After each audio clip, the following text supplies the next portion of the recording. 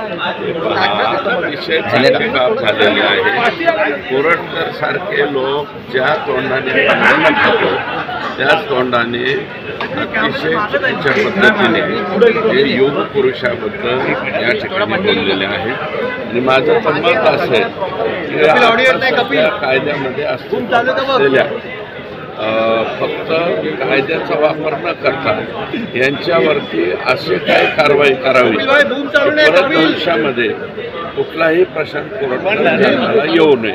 आदित्य ठाकरे बोलतायत आज नागपूर दंगलीमधील आरोपीच्या घरावर ज्या प्रकारे बुलडर चालवला तसाच तुम्ही आता कोरटकर आणि भगतसिंग कोश्यारींच्या घरावरही चालवा आणि धिंड काढणार का कोरटकरची? फहीम खानच्या बद्दल एवढं प्रेम कशामुळे आलंय? फहीम खान पोलिसांच्या वरती दगड फेकतात, औरंगजेबाचा उदो करतात, त्यांच्या घरावरती चालला पाहिजे। ठीक आहे ना, माझं मत असं आहे की प्रशांत कोरटकर याला फक्त अस्तित्वात असलेल्या कायद्यामध्येच नाही आणखी जास्त कुठल्याही टोकाची कोणतीही भूमिका यांच्या बाबतीत घेतली तरी आम्ही त्याचा सन्मान करतो। नक्कीच आपण या सगळ्या घटनेमध्ये आपण जर पाहिलं तर एकीकडे टीका टिप्पणी होते, दुसरीकडे छत्रपती शिवाजी महाराजांचा ज्या पद्धतीने अपमान होतो, विरोधकांच्या हाती आयतं पोलीस लागलं होतं कारण थेट गृहमंत्रालयावरच निशाणा साधला। नाही, प्रशांत कोरटकरच्या बाबतीत कुणीतरी चांगलं बोललंय का? विरोधकांनी म्हणले असं थोडेच आहे।